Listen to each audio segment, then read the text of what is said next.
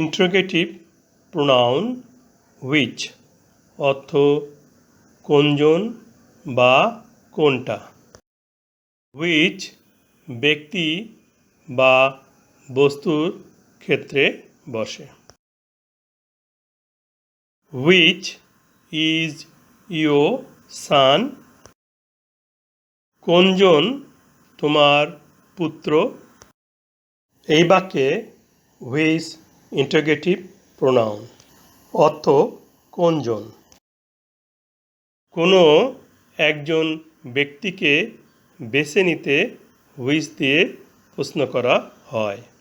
Interrogative pronoun বসলে বাক্যের শেষে নোট অফ ইন্টারোগেশন বা প্রশ্নবোধক চিহ্ন বসবে।